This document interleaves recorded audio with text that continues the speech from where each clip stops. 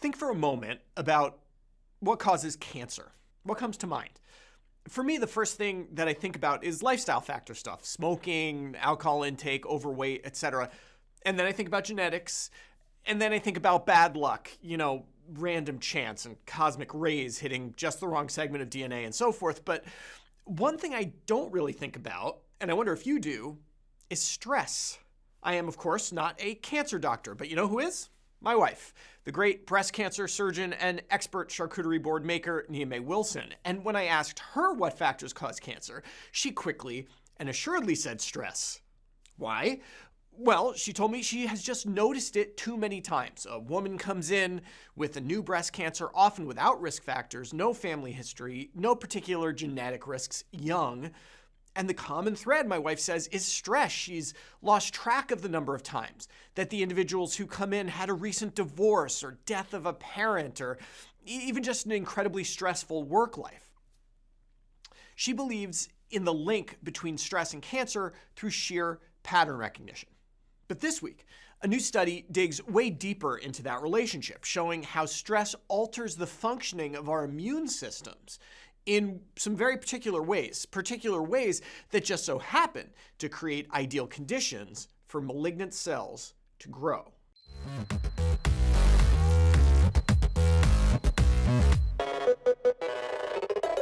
The paper doing all the heavy lifting for us is this one, appearing in JAMA Network Open from Stefan Ams of the National Cancer Institute and colleagues. It's a study of 121 women with breast cancer, mean age 56, primarily stage 1 and 2, comprised of 65 women who describe themselves as white and 52 who describe themselves as black. While formally this is a cohort study, I might refer to it as a deep phenotyping study, or an omics study. Essentially, this study is measuring a slew of biomarkers in the blood, in the cancer, and in the tissue surrounding the cancer. We're talking 92 immune oncologic protein markers and thousands of DNA and RNA markers. It's a powerful approach, if computationally challenging. But this is fundamentally a study about stress, and so the most important thing that was measured was the women's level of stress across 4 domains.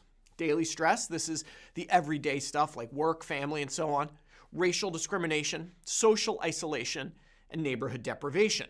These 4 sources of stress were linked to 3 broad outcomes: immune function writ large, immune function in the area around the tumor, and the biology of the tumor itself. There's a lot here, obviously, so I'll give you the headline version. Broadly speaking, increased levels of stress screw up the immune system in ways that dramatically improve the environment for cancer cells. But let's drill down a bit. I'll start with the immune system overall. The response to stress here is a bit complicated. In some ways, stress increases activity in the immune system, which would seem like a good thing.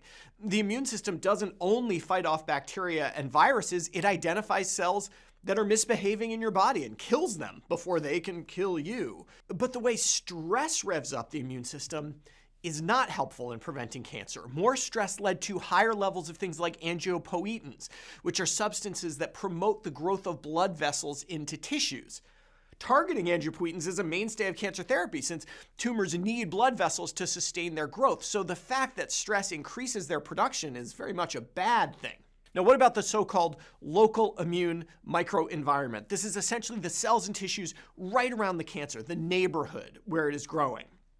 To see what was happening here, researchers looked at the RNA the nearby cells were producing, and it's not good. The authors find that while some immune cells, like M1 macrophages, are ramped up, so are M2 macrophages, which actually suppress immune function. Most concerningly, cells that are particularly good at eradicating tumor cells, known as natural killer cells and follicular helper T cells, are downregulated. If the immune system is the police force in your body, stress seems to fire the best detectives and replace them with desk jockeys who would rather eat donuts than pound leather. Now, it might not all be bad. Higher levels of stress led to an increase in tumor mutational burden, more genetic errors in the tumor itself. This is a bit of a double-edged sword. Higher mutational burden can mean a more aggressive cancer, but at the same time, the cancers may be more susceptible to immune checkpoint inhibitor therapy, blockbuster anti-cancer drugs. Now, it's worth noting that these effects were generally more pronounced in Black compared to white women, which may provide some explanation on why breast cancer incidence and severity is higher in that population. I should also note that while racial discrimination, social isolation, and neighborhood deprivation all had significant relationships with some pro-cancer markers, simple, prolonged daily stress had the most consistent relationship across all the domains. Which makes sense, honestly. After all, things like racial discrimination, social isolation, and neighborhood deprivation increase stress levels. That's likely part of the reason they have such adverse outcomes on health. Now, a study with this many comparisons between exposures and outcomes is necessarily going to be complex to process, and I see it more as an initial shotgun approach to understanding the convoluted interplay between psychology and biology that influences cancer growth than a definitive treatment of the subject. Future studies will no doubt drill down further on these issues, perhaps revealing new anti-tumor targets. In the meantime, what do we do? Well, it may be time to add stress to our list of cancer risk factors. And for people with cancer, sure, it's easy to say, don't stress. It's harder to practice it. There are studies that have evaluated yoga and mindfulness meditation in cancer with some encouraging results. Of course, that won't be right for everyone. Finding out what reduces that perceived daily stress in your own life, whether it's yoga or golf or spending time with loved ones or playing video games, is a worthwhile endeavor. Your body and your local immune microenvironment will thank you. For Medscape, I'm Perry Wilson.